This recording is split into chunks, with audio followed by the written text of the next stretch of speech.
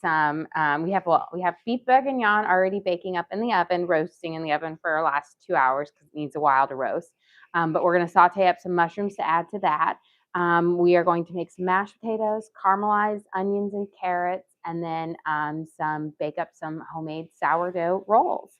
So let's start by getting our potatoes peeled and boiling for our mashed potatoes, which we will be serving our beef bourguignon over it, which is essentially, I took 2 good-sized chuck roasts and I kind of chopped them up into big, good-sized chunks. And I seasoned them with a little bit of garlic salt, black pepper, and thyme. And then I seared them off on both sides. And then I removed them from the container or from my big Dutch oven. And I added in a diced up onion, about 3 diced up carrots, and 4 diced up celery stalks. Sauteed those for a little while until they were nice in those kind of beef drippings. And then I added in about 2 tablespoons of tomato paste and about a half a cup of red wine. Kind of cooked all of that off, and then about a cup and a half of beef broth. And then I put my chunks of meat that I had seared off, of my chuck roast that I'd seared off, back into that mixture. And that has been cooking in the oven. It was cooking at 350 for the last, about an hour and a half, 2 hours. And then I just turned my oven up to 400 because that's what we're going to be baking our rolls at on there. So that meat should be nice and tender, cooking in that lovely kind of a mirepoix, but it will be delicious. And then we're going to serve that because it's going to be kind of a really rich sauce. We're going to serve that on top of mashed potatoes, which is just lovely. And of course, I love good russet potatoes for mashed potatoes. So we're going to peel these up. These are massive potatoes. So I think I might only need 3 because I will say each one of these is probably equal to 2 potatoes. But I'll dice these 2 up and see where we get them. I'm going to dice them up fairly small. That way they'll cook up nice and fast so we can whip them into some delicious fluffy mashed potatoes. Okay. The trick to getting the nice and smoothest mashed potatoes is just making sure that all your potatoes are cooked through. And so cutting them up to be about the same size will allow them to cook up very evenly. And then they'll, be nice and soft when you're ready to fluff them. You got to comment that those would make the perfect twice-baked potatoes. They would make the perfect twice-baked potatoes. So I love Costco's big bag of potatoes because they are the best potatoes for baking, twice-baked potatoes. And I like them for also mashed potatoes because I have to do less work. It is much easier to peel a big potato than it is a little potato. So I really like their jumbo potatoes. And as my kids would say, they would say that this is the appropriate size baked potato. They hate when I get small potatoes or I only have small potatoes for mashed or for baked potatoes because they're like, this isn't a real baked potato. Here. I know. I think one time I'm not sure which grocery store it was. It was like Aldi's, but I just grabbed a bag of their, potatoes, their russet potatoes, and they were all like this tiny. And so we had like baby baked potatoes. They were so tiny.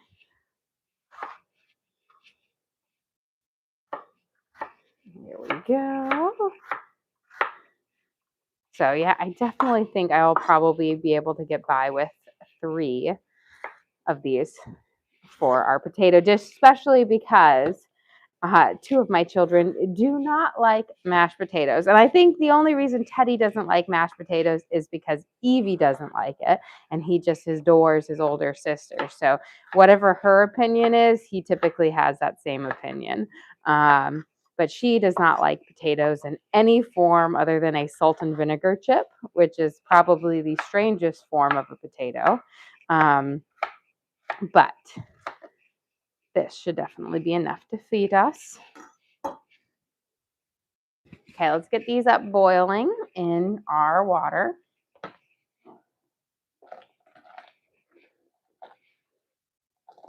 And with russet potatoes, we'll cook, essentially after, like 15 minutes, I'll pull one out that is nice and big. And if my fork can mash through it quite easily, then I will know that it is ready for mashing.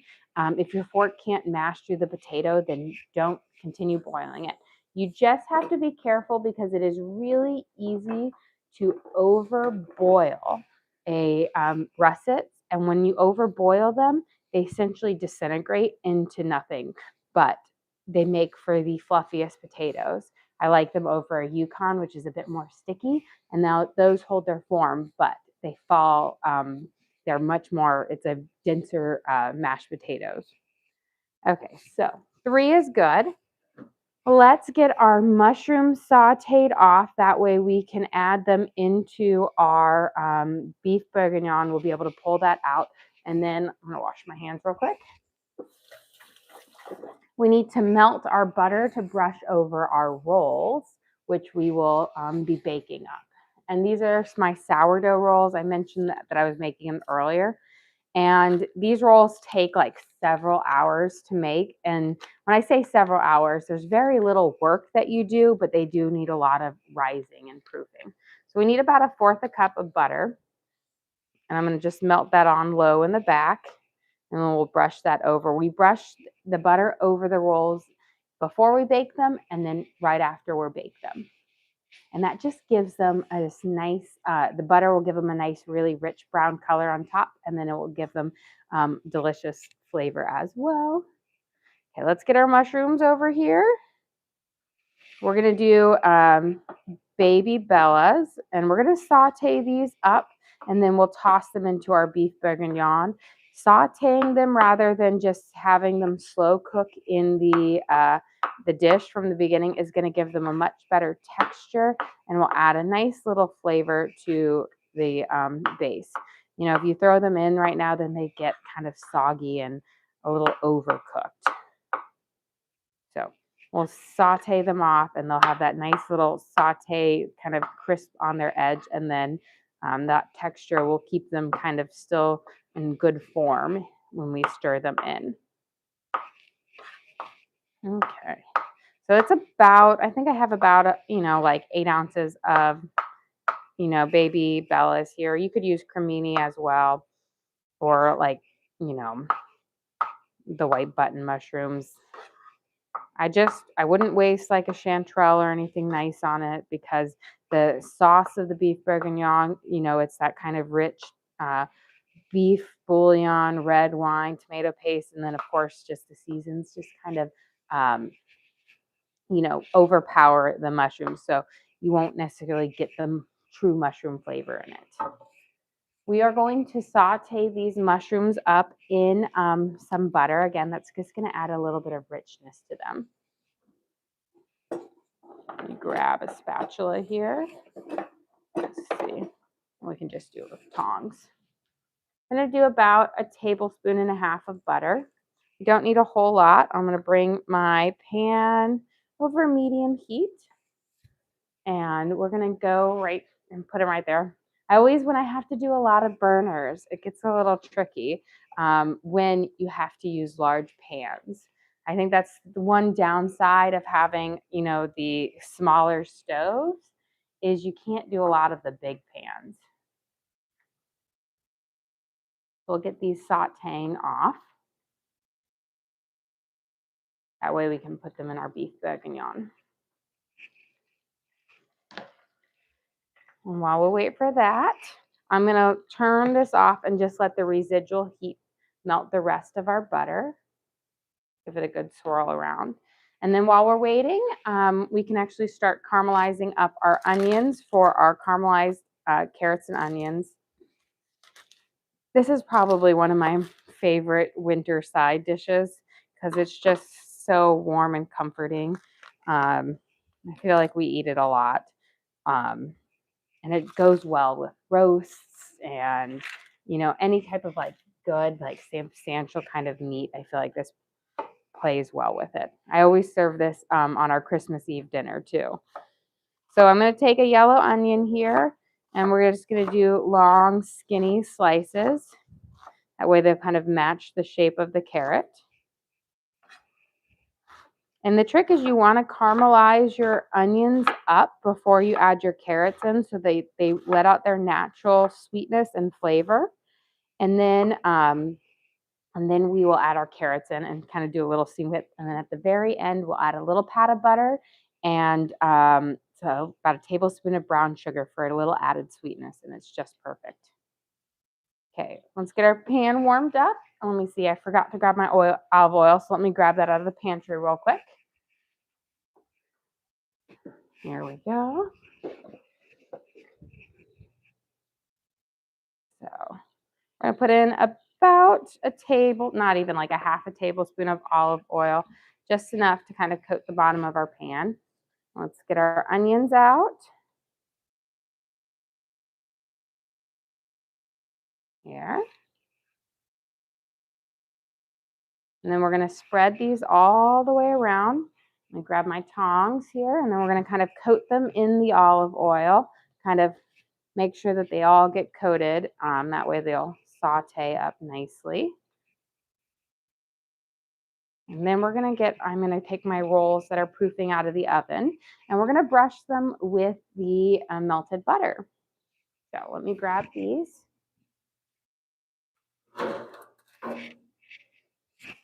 So these are my sourdough rolls. They have about a half a teaspoon of yeast in them, but they're nice and soft. They're going to get even bigger when we bake up. But the trick of this is that you're going to brush them with a little bit of butter, and then you bake them and you brush them again. That's going to give them so much flavor on them. There's about a 1/3 cup of active sourdough starter in here, and then a 1/4 cup of sugar. So they have just a very mild sweetness to them, but they're not an overly sweet roll at all. But they're just so soft and like a pillowy soft, but then they have this slightly chewy kind of crust on it, which these are probably my most favorite rolls that I make. They're just so delicious. And they're one of those ones where like these have only, been sitting for a couple of hours, but it's something you can prep in the morning and they can sit all day and kind of do a really slow rise. I put them in my oven on the proofing section so that they'll, puff up a little bit faster. Here. Do you have a recipe card for these rolls? I do have a recipe card out for our members. I gave that, a little while back, so you'll have to do some digging for it. But I believe I may have made this one on camera before, because a lot of times I'll do this at a nice a lunchtime one for it. But it is a fairly simple recipe to make. You start off with 3/4 of a cup of warm water, and then you add a half a teaspoon of yeast. We're going to pop this in the oven at 400. Actually, let me switch because these need to go on the top shelf. So we got to just slide our beef bourguignon over. I'll let you guys sneak a quick peek at it, and then we'll slide it over. But look at that, roasting up beautifully. We'll be taking this out of the oven in just a second when we throw in our mushrooms. So let's get this in here. And this is going to bake for about 15 minutes on there. So let me set my timer. Okay, so you start off with 3/4 of a cup of warm water. You add in half a teaspoon of yeast, and looks like my potatoes are boiling over. Let me grab a paper towel real quick. That's the natural potato starch. We just soak it off here. It will go up a little bit faster. So I'll grab that right there. And that should help with it. Turn these down just a smidge. You've got a good boil on it. But now I've started this recipe like 4 times for you guys already, but we'll do it one more time, uninterrupted. 3/4 cup of warm water with a 1/2 teaspoon of yeast and 1/4 cup of sugar. You're going to let your yeast bloom for about 5 minutes, and then you're going to add in 1 egg, 1.5 teaspoons of salt, and 1/3 cup of active sourdough starter. So one that's been fed like within 4 to 6 hours, you know, bubbly, nice, just like if you were making sourdough bread. Mix all of that together. Then you are going to add in 3 cups of all-purpose flour.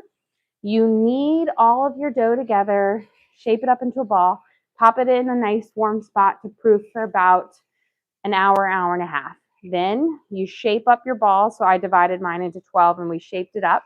And they're going to be a lot smaller. So when I shaped them up, they were like the size of golf balls, and then they expand as they think.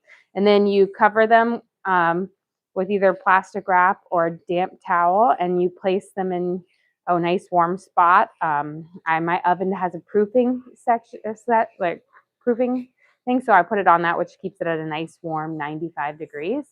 And that has been in there for about 2 hours, you know, just proofing and getting bigger. If your oven doesn't have that, what I used to always do before was I would run a load of laundry in my dryer, and I would have my bowl on top of the dryer with a towel over it. And that was the best place to proof. Just kept it nice and warm. You have a couple questions. Well, one question, but for multiple people. Why so early today? Any specific reason? My mom is eating dinner with us. So we eat dinner very, very late because sports schedules and what like that. But when my mom joins us, she eats dinner early. So we try to meet somewhere in the middle because if it was up to her, she'd eat dinner at like 5 o'clock, 6 o'clock. And that's like lunch for us because that's super early. So typically Sundays we eat a little bit earlier because Sunday is kind of our family dinner night where my parents will come over for dinner and join with us if they're in town or not busy. So we typically eat Sunday dinner a little bit earlier. This is actually a little bit later for us for our typical Sunday dinner, but I've been helping Evie clean up her bedroom and getting it, you know, in tip-top shape with the promise that she's going to keep it clean this time for real. I've heard that too many times for me to believe it. I'm sure I said that several times to my mom when she, you know, was a kid, when I was a kid. Here. Give this a good toss around, kind of coat up our mushrooms here. And this is going to be for our beef bourguignon, and we're going to toss that in there in just a second for it. Okay, let's get our carrots kind of chopped up. So I've got these kind of rainbow peeled carrots that we're just going to slice up so that they're a little bit thinner. It just allows them to cook up a lot faster for our dish. And I like when carrots, when you can get them tender and a little bit faster, means they're going to keep their form and flavor a little nicer. So we're just going to quarter them. If you don't want to have to slice up and chop these up, you can buy, they're like fresh carrots, but they're smaller than baby carrots, and essentially they're called microwavable carrots. Those work really well, and sometimes I'll grab those to make it, you know, a lot easier. And those you don't have to do any like cutting up to make them thinner. Okay, we'll take these tops off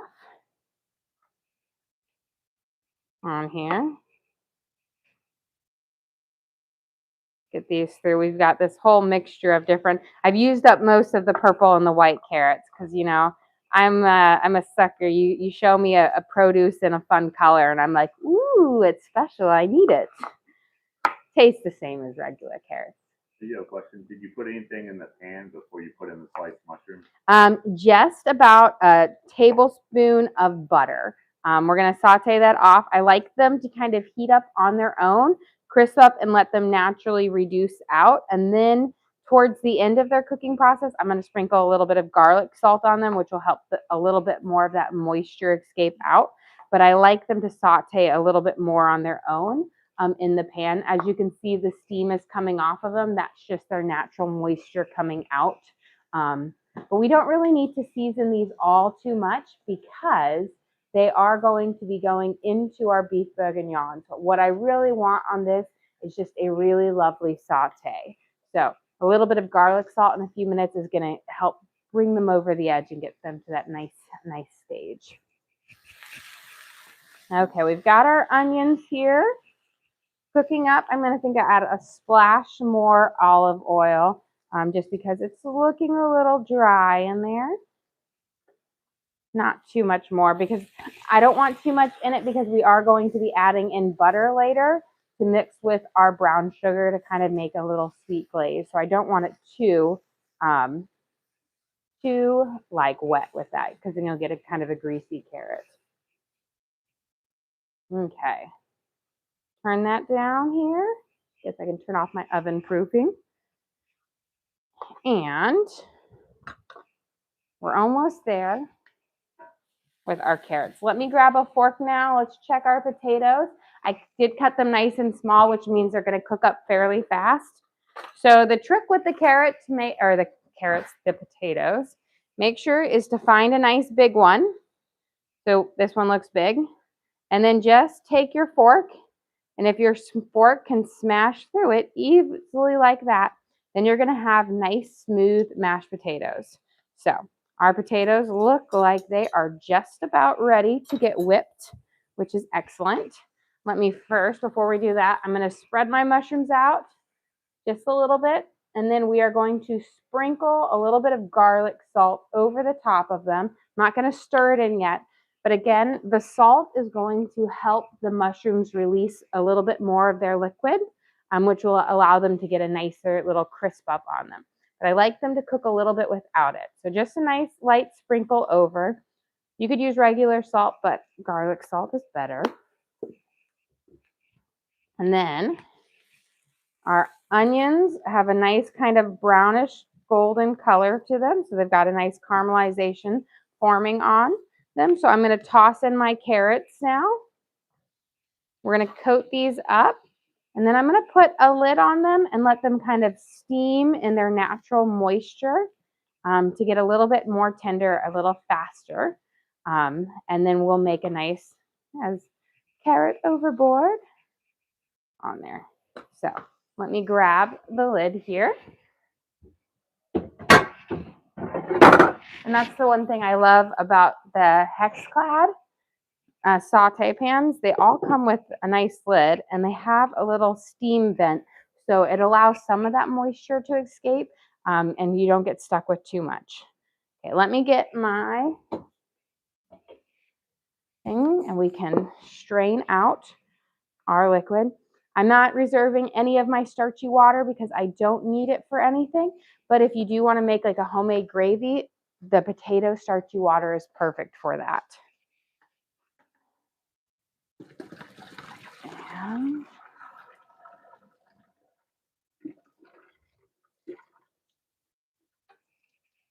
give them a good shake.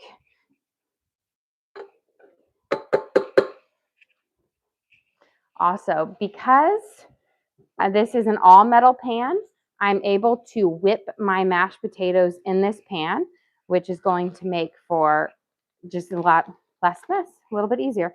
We're going to take a whole stick of butter. We're going to push this in there. We're going to let that melt before we whip it up. My kind of rule of thumb is you want about, let me grab this, a tablespoon of butter per potato. Now, these were massive potatoes, so I kind of figured they were closer to 6 good size ones and then a little extra butter for good measure because if you're eating mashed potatoes, you want them to taste good. We're going to drizzle a little bit of heavy cream over this, about, a tablespoon or 2. I might use a little bit more in just a little in a second, but I start with a little bit to make sure I get to the right size, but good old heavy whipping cream for it. And then we're going to sprinkle a little bit of salt over it.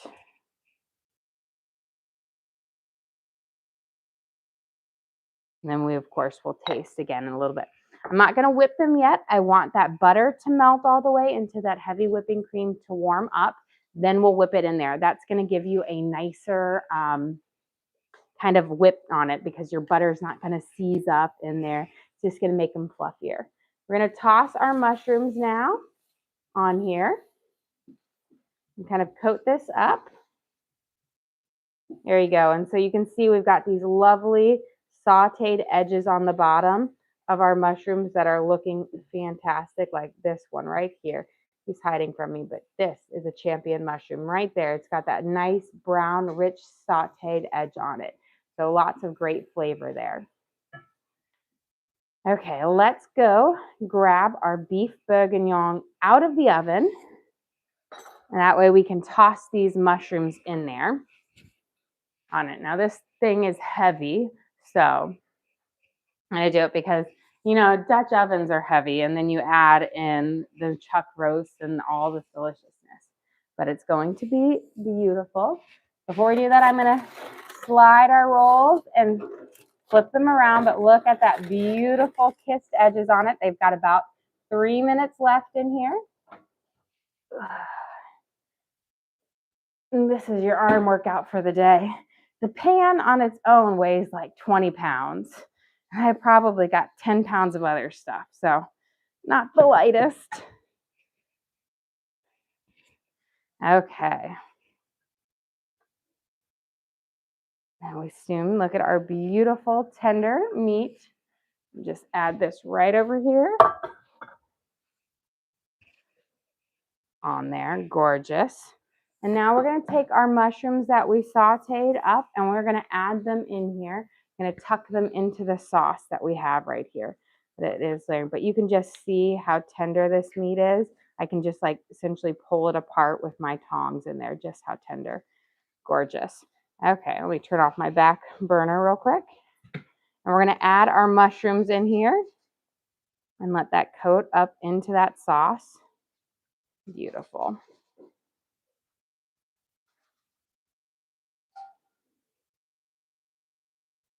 Perfect. And then I'm just going to take any piece of meat and I'm going to essentially flip it over so that it all gets kind of rehydrated and coated up there. Beautiful. Add this right over here. Can you go over what's in the sauce? So yes, so the sauce is we started out by taking our chuck roast and searing off our meat. We sprinkled the meat with garlic, salt, onion powder, black pepper, and a little bit of thyme. Seared it off in butter on both sides to get that nice little crust on it.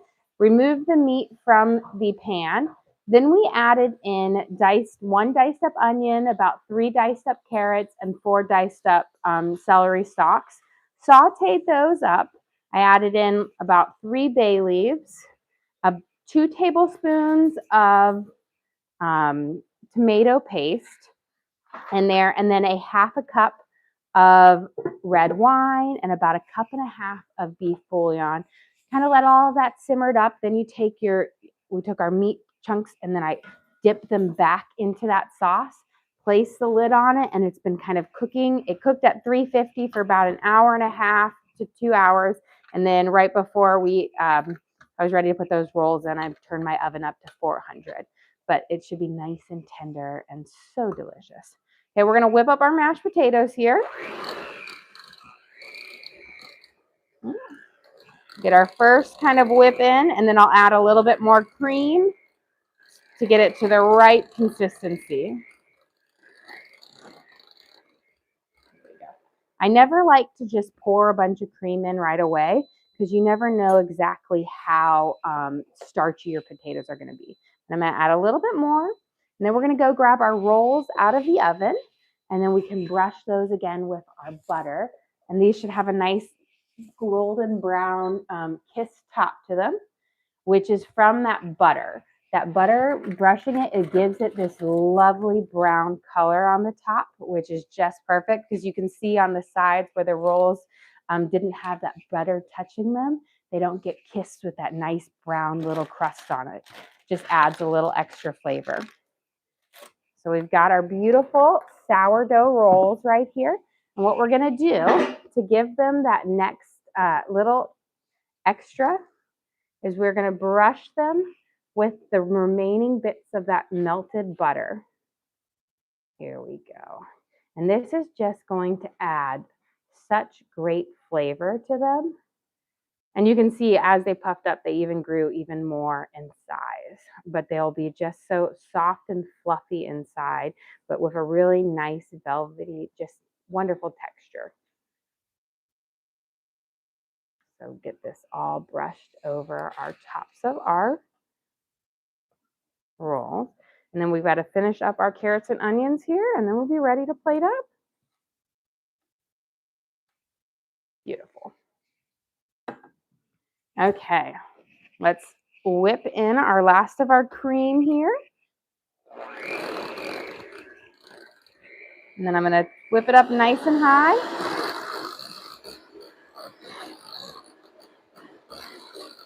There we go. Beautiful.